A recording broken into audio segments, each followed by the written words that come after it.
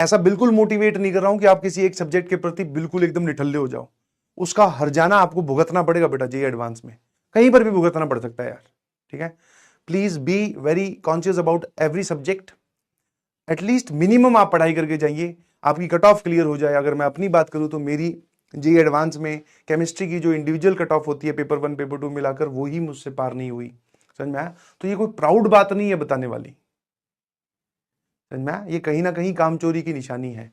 तो ये कहानियां किससे इसलिए सुनाता हूं ताकि आपका मन हल्का रहे, और दूसरा इससे आप कुछ सीखें भी कि एक सब्जेक्ट अगर आपका इतना कमजोर है, इतना वीक है कि आपसे वहां पर अगर इंडिविजुअल कट ऑफ पार नहीं हुई, तो फिर आप चाहे मैथ्स में आप कितनी भी किताबें सॉल्व कर रखी हो, आपके कोई भी सवाल बना देते हो, उससे कोई फर्क नहीं पड़ेगा, कोई आके पूछेगा भी नहीं। क्योंकि सब चीज तो ये पूछेंगे, या सब लोग जो पूछेंगे वो पूछेंगे रैंक कौन सी आई और आईआईटी कौन सी मिल रही है। ये थोड़ी पूछते हैं कभी भी आपके याद एग्जाम दे के आए हो तुम लोग, या कभी भी एग्जाम दिया है तुमने, 10वीं का एग्जाम दे के आ रखे हो, क्या पूछा जाता है? Total percentage. ये पूछेगा बेटा मैथ्स में कितने नंबर आए थे, कोई नहीं पूछता कि 10वीं में तेरे मैथ्स में कितने आए, फिजिक्स में कितने आए, कोई नहीं। एक जनरल आंसर आता है कि पूरे कितने आए। जैसे तूने बोला 94 95 सब समझ गए, वैसे ही सेम आईआईटी का भी है भाई, ठीक है। हाँ, तो इसीलिए मैं आप लोगों को बोल रहा हूं कि please be very conscious and very, क्या बोलते हैं उसको, फिर अंग्रेजी खत्म होगी, बी वेरी सेलेक्टिव।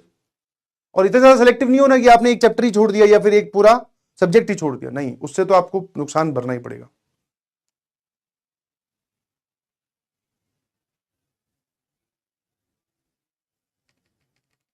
और हमारे पास जिंदगी में इतना समय नहीं होता कि हम सारी गलतियां पहले खुद करके देखें फिर उनसे सीखें। इतना टाइम है क्या?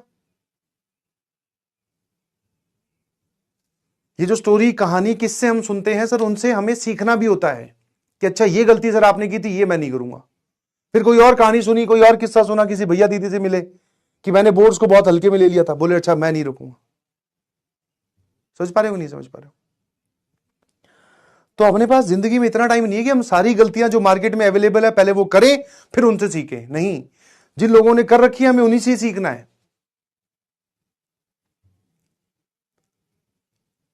समझ पा रहे हो नहीं समझ पा रहे हो?